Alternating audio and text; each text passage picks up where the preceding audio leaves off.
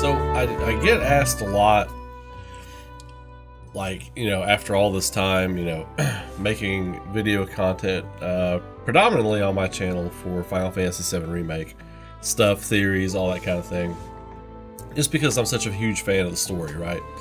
I do other things, but, this is what a lot of y'all come to my channel for, so I get asked a whole lot about after all this time, what I think of the game, what I still think of the game, do I still like it as much as I did, and a plethora of other things, because some people have soured on the game, some people still are extremely hyped for the game, and everybody's got their reasons, right? Everybody's got their reasons for either changing their mind or staying the course or thinking one way or the other, and that's fine. We're all adults here. Well, most of us are adults here, but everybody can have their own opinion. My opinion, I love it more.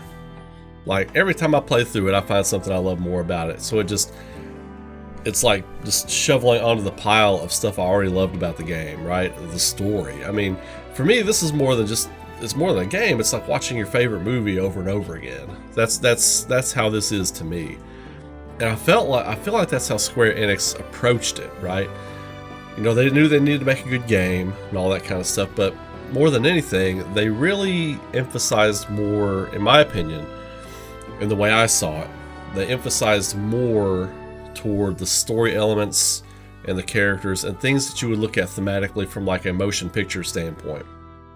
It seems like that's how they approached this with the music and everything. Not that the gameplay was a secondary thought, because the gameplay is excellent as well. But when I play through Final Fantasy VII Remake again, I've played through it 4 times now. When I play through it, I go back for the story beats to look for things maybe I didn't catch before, to hear that music at key moments, I think it's just an amazing feat. It's an amazing accomplishment. I think they accomplished something amazing with this game. And yes, I still love the game. We're approaching almost a year since it came out. What was it? Was it April 8th last year when it came? It was beginning of April, first week of April, something like that. So here in like a month and a half, we're going to be like at the 1-year anniversary. And I am planning a cool little video for the 1-year anniversary, but I think it's just an amazing feat. I still love it more. I love it more than I did when I first beat it, right? Because doing all the analysis and being part of a community with all of you all and just talking about it and discussing it has just really been great, especially getting through 2020, right? The whole COVID-19 thing. This game was gifted to us at the very beginning of that, and it got a lot of people through the year. It did, it really did. I mean, it seems to kind of worked out that way, right? So I think this game is going to have kind of a special place in people's memory, because for a lot of people without this game, they wouldn't have had anything to give them like a premium level of entertainment to get them through that whole having to stay home and being locked indoors. We had this to keep us company. There were certain key moments in the game that just put me on another level. Even when I play it to this day, it still elicits like an emotion, right? The one I can think of right off the top of my head is the Airbuster battle. I mean, my God, you took this goofy little fight that you can actually glitch and beat in one turn in the original. Even in the remaster, right? You can glitch and beat it in one turn. I don't know what the glitch is, but I've done it twice, right? And I don't even know how I did it. So if anybody knows, throw it in the comments and let me know.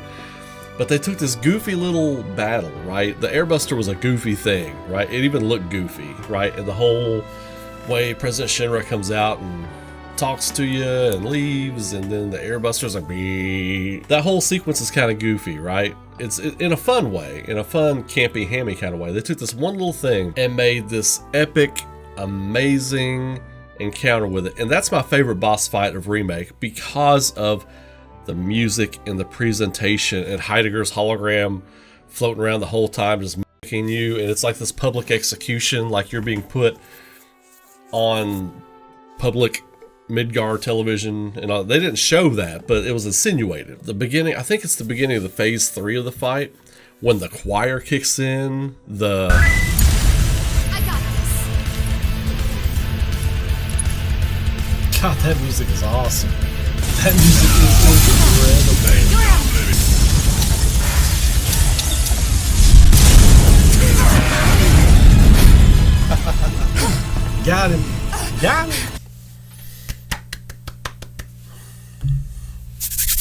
That was hype. That was hype. That was awesome.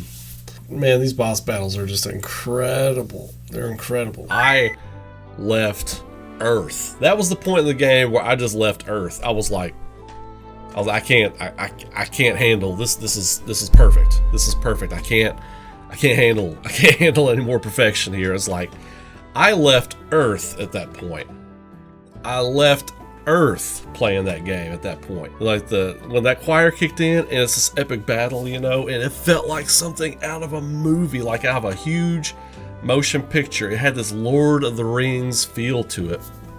Feel how you want about Lord of the Rings, that's fine. But the epic scope of it, just the spectacle of it. It wasn't just fluff. It wasn't just cake. There was a lot of protein there, right? It wasn't just sugary snacks to make you feel good at the time. There was a lot of protein there and a lot of good stuff for you. And it was really well done, executed like flawlessly. And there were some things that people had concerns with and problems with, and it turned people off from it. And that's justified for them. If your reasons are your reasons, that's fine.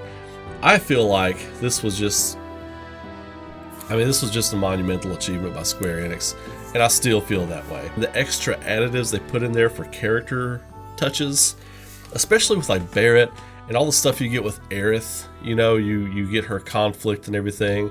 Even Cloud, you know, the way they wrote Cloud in the game, he comes off like a jerk.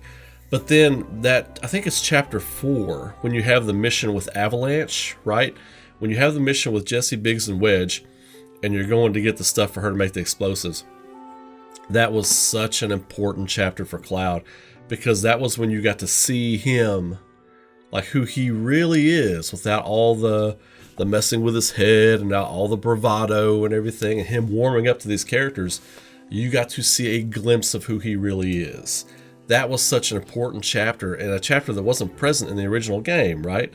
But it gave you a sense of who he is, and it was excellent. It was masterful character work. It was masterful character work by the whole writing team and the voice actor who portrayed him. I mean, the whole deal. And they didn't just do that with him. They did that with Tifa. They did that with Red 13. They especially nailed it with Barrett. Barrett, I still say, is the heart and soul of Remake. John Bentley's performance in that, masterclass. That is the new standard on how you do video game voiceover. That performance is the new standard, in my opinion. He was excellent. And Brianna White as Aerith, I thought when I first heard her in the first trailer where she spoke, I was like, I don't know. But then as the game goes on and you hear the range and you hear kind of what she brings to the table, I thought she was perfect casting at that point. Then you got, Aerith's mom and all the secondary characters that were great. When they did the flashback, Aerith's mom finding her, or her adopted mother, right, finding her at the train station, and then her loss of her husband and everything. It was good. It was just good. And it had no business being as good as it was. Like, we all had high hopes, right, when this game was coming out. But it was just, it had no business being as good as it was, right? Because Square Enix, their voiceover a lot of times is bad. It's bad, right? Their writing and the way they localize it for different countries or whatever, especially in English, sometimes it comes off just bad, right? And it's not on the voice actors. It's what you're given to work with, right? It's how things translate. Whoever was responsible for writing the translation of this game, or if they wrote it with the intent of being more universally acceptable or better, this is what they got to do going forward. This is absolutely what they got to do going forward. The secondary characters were all good. The voiceover, the translations, the performances, the music, the score. I cannot say enough about the score in the game. I can't. It's one of the best scores I've ever heard in a game. As far as like current gen stuff, like PS2 on, or like PS3 on, from like 2007 or 2006 up till now, this is the best score I've ever heard in a game. Best score ever. PS1 and Super Nintendo had some banger scores, right? but this is the best score I've heard in like anything that's come out in the last 10 to 15 years. And I listen to all the really good scores. I mean, that's pretty much all my computer is gaming and movie scores. I have very little stuff with like actual spoken lyrics in it on my computer. It's just, that's what I listen to. That's my taste. And this is one of the best. It's just incredible. You know, and like I said, you know, up until you get to the Crossroads of Destiny chapter, right? Up until you get to that point, and then the end of the Shinra building, you know, end of the Shinra building at the end of the game is when they make their drastic changes, right? They make their drastic changes. And it either hits you one way or the other. It swept you to one side of a fence or another.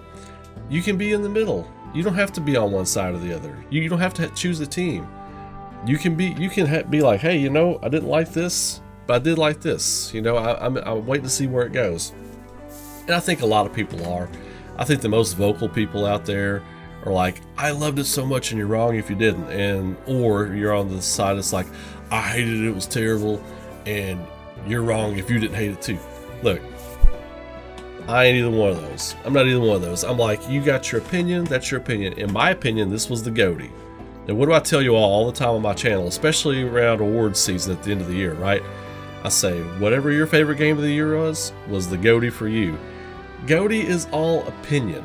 It's all opinion, right? That's why I watch the Game Awards, but I don't watch it for the awards. I watch it for announcements and cool stuff, right? The awards, I'm like, I don't give a damn about the announcements of the Game Award. It's nice when the one you want to win wins. That's nice, but for me, the ones I wanted to win already won. For you, the ones you want to win have already won, right? That's how you got to look at it. For me, this was the game of the year. It wasn't a landslide. Ghost of Tsushima gave it a run for its money. It really did. But at the end of the day, this was just everything I look for in a game amplified to 15. I mean, it was excellent. 15. I probably shouldn't have said 15. Everybody's gonna think Final Fantasy 15. Amplified to 20. Amplified to 20. But this was excellent. I can't wait for more. I can't wait to see more. Who knows when we're gonna see more? There's rumors swirling around, and as you all know, I don't report on a lot of. I'll talk about rumors every now and then if I find they're extra juicy and I feel like there might be something to it. But you know, you're not gonna get a lot of like every day there's a new rumor on this channel. I don't do that. I don't think that's misleading you all. I feel like that's misleading, and I don't want you all to come to this channel to be misled. I want you to come to this channel to get good content, right? This was the best game that came out last year. I love it more than I did when I first beat it. I love it more than I did when I beat it the second time. Chapter 14 still sucks balls. That's why it gets a 9.8 and not a 10 from me. It's still a 9.8 because I can't forgive Chapter 14. That chapter is ridiculous. That chapter is ridiculous. It's like, I hope they don't do more of that. Just making you backtrack just to backtrack to that's what that chapter was. Make no mistake. Chapter 14 just made you run around in that area to come right back to where you started to go in and face Don Corneo. That was ridiculous. I feel like that was a bad call, but I'm not going to judge the entire game on one bad call. And you did get some good character stuff with Leslie, who I think will be a big character moving forward, but you know, I digress. So what do you all think? Do you like it more? Do you like it less? Are you right where you were with it? Let me know in the comments below. Also, make sure to share like your favorite moment of the game. What was your favorite moment of the game? I really want to know, because we're going to be streaming. You all heard me talk about, like, we're going to do the chapter breakdown stream after every chapter. We're going to have a discussion about it. We're going to start that this week. Matter of fact, we're going to start it tonight. So make sure to follow me at twitch.tv/Ray Kaufman. We're going to be doing that tonight. I've got a whole plan for how we're going to do it. It's going to be interactive. I'm going to be talking with you all. I'll be taking your questions. We'll be taking breaks after every chapter.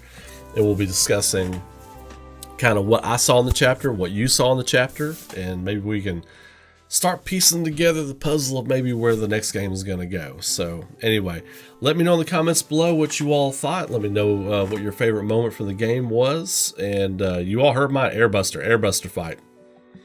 That was incredible. That was incredible. Just the whole experience. The whole experience. Like I said, I just left Earth at that point.